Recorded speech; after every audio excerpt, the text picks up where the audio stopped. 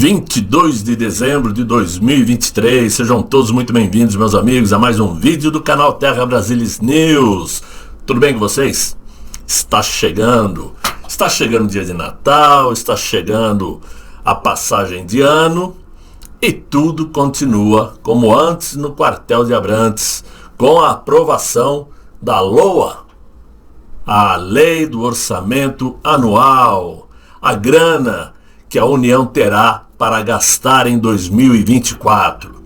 E para nós, surpresa alguma, só negativas. Mas para eles, muita farra do boi, muitos motivos para festejos. E nós já estamos carecas de assistir a tudo isto. Até porque, evidentemente, nós já não temos governo. Essa é que é a verdade. O Brasil não está sendo administrado, o Brasil está capotando. Pior de tudo é que é capotando ladeira abaixo. Não existe uma administração pública à altura das necessidades dos brasileiros. Não existe respeito entre as três instituições. As três instituições não respeitam mais a Constituição. E as três instituições impõem sobre nós brasileiros as obrigações de cumprir com o que eles determinam. O Poder Legislativo do Pacheco e do Lira, por mais que aprontem, por mais que corrompam o Executivo, sim, porque qualquer coisa lá no Legislativo é na base da grana. Mas o Legislativo está em segundo plano, porque o Brasil está sendo governado pelo Supremo e pelo Executivo. E isto é uma forma disfarçada de um semipresidencialismo. É assim que está acontecendo. Vocês já devem ter ouvido muitas opiniões a respeito. Mas vamos lá. Então, ontem pela noite, bem à noite, enquanto a maior parte da população já estava na cama, porque gente honesta e trabalhadora deita cedo para poder cumprir com suas obrigações, enquanto a população dormia, a Câmara aprovou então o orçamento da União para 2024 em um valor de 5 trilhões e 500 bilhões de reais. É isso mesmo, 5 trilhões e 500 bilhões de reais para cobrir despesas, né? Sendo que a maior parte desse orçamento será para refinanciamento da dívida pública. Olha só, eu até quero dizer aqui para vocês que a nossa dívida pública está acima, deixa eu ver aqui para não falar bobagem, né? É bom a gente sempre dizer realmente aquilo que 2 trilhões 477 bilhões. Ou seja, a maior parte desse orçamento é para, digamos assim, refinanciar a dívida pública. Quando eles falam refinanciar, eu me lembro aquele cidadão que tem uma fatura do cartão de crédito e na hora do vencimento ele paga somente o mínimo e arrola o restante, com aqueles juros, né, exorbitantes. Se bem que a partir de agora, parece que ficou estabelecido que cartão de crédito não vai poder cobrar mais que 100% ao ano de juros, o que já é um grande negócio, mas não sabemos ainda se é bem isto. De qualquer maneira, esse refinanciamento da dívida pública é uma bola de neve, é uma dívida que nunca será paga. E olha que a metade do fundão eleitoral já quitaria essa dívida nossa, hein? É ou não é? Mas tudo bem. Verdade é que o orçamento ainda prevê, olha só, para 2024, um salário mínimo de R$ 1.412, sendo que a proposta anunciada pela ministra do Planejamento, Simone Tebet, a terceira via, dizia que o salário mínimo seria R$ 1.421. Eles tiraram R$ 9 dessa proposta e agora o salário mínimo será de R$ 1.412, o que mostra que o atual inquilino do Palácio do Planalto não cumpre absolutamente nada do que promete, principalmente do que prometeu na campanha eleitoral. Vocês se lembram que, segundo ele, os brasileiros que ganhassem até R$ 5.000 estariam isentos do imposto de renda? Pois é, até agora, nada. Não é isso? Mas é assim que a banda toca. Por quê? Tinham que tirar R$ 9 de cada trabalhador, ou de cada aposentado, melhor dizendo, para direcionar esta verba para outros lugares. Claro, prometer é fácil. O difícil é cumprir. Elas é que, como se diz, essa é que são elas. Cumprir essas dívidas, essas promessas. Promete, e depois dá um jeito de enfiar tudo no mesmo saco, um balaio de gato, e dizer que isso aconteceu por causa daquilo, aquilo aconteceu por causa daquilo outro.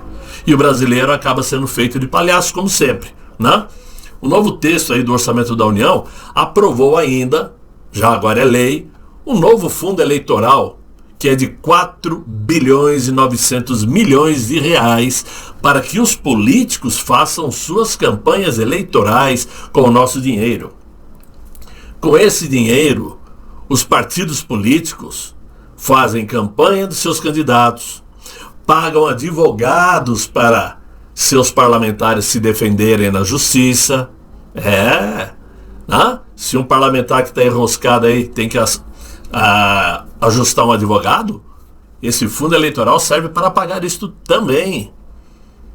Ou seja, tudo isso não deveria ser com o dinheiro deles. Cada parlamentar, ou cada candidato, melhor dizendo, não deveria enfiar a mão no seu próprio bolso para fazer a campanha? Ou, claro, receber aí financiamento particular de alguém, de alguma empresa, mas não tirar do orçamento da União, que é dinheiro do povo. Quer dizer que o povo banca a campanha eleitoral do camarada que vai sentar e receber o dinheiro da gente mesmo. Ou, às vezes, de um camarada que nem eleito é, e o dinheiro foi pro ralo.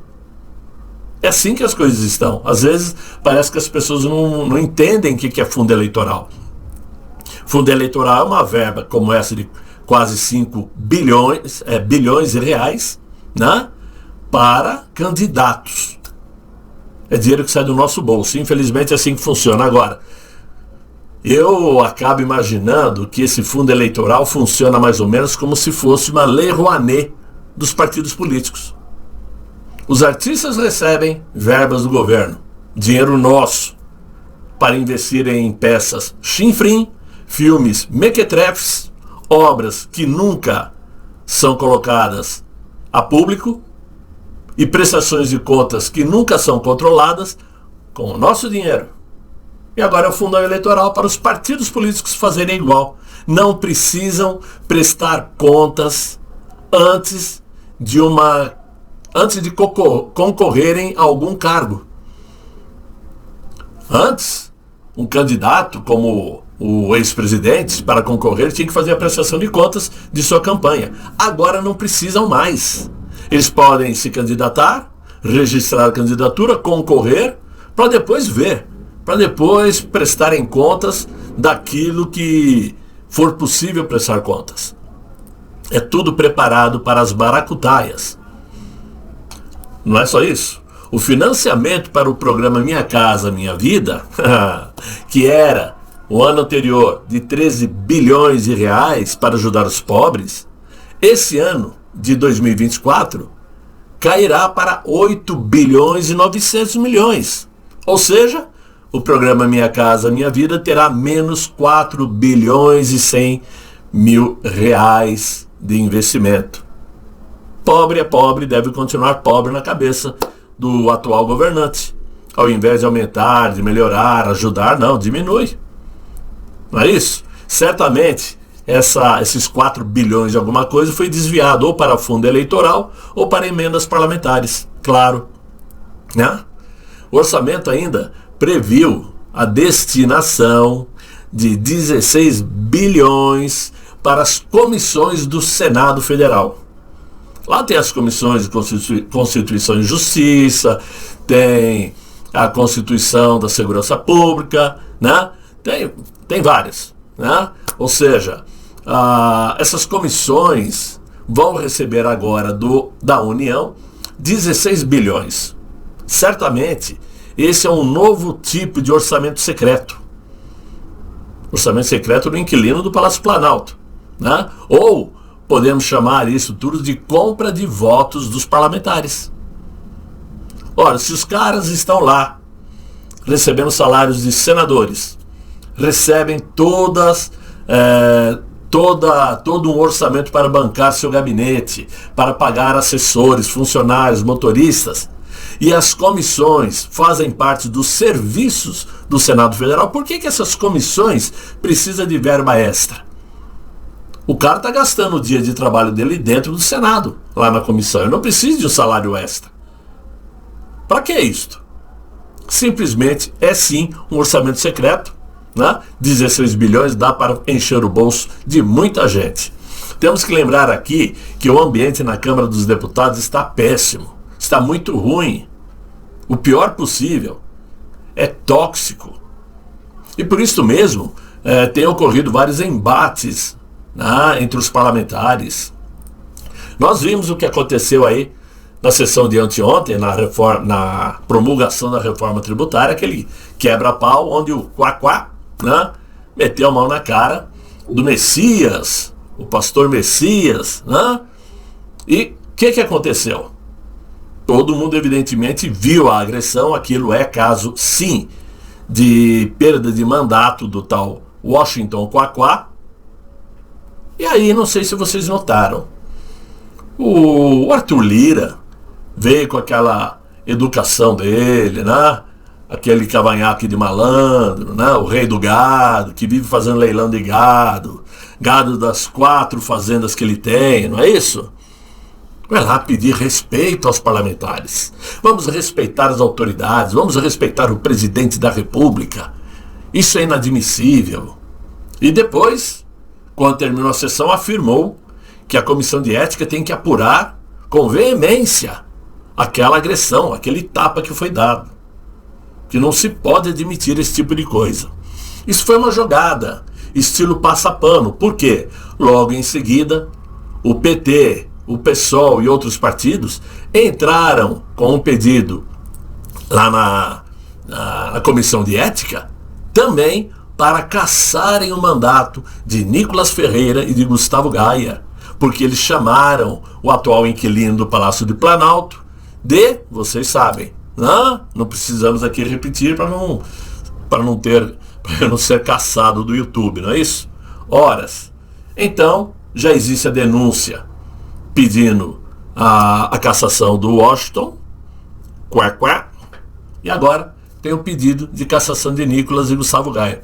Por quê?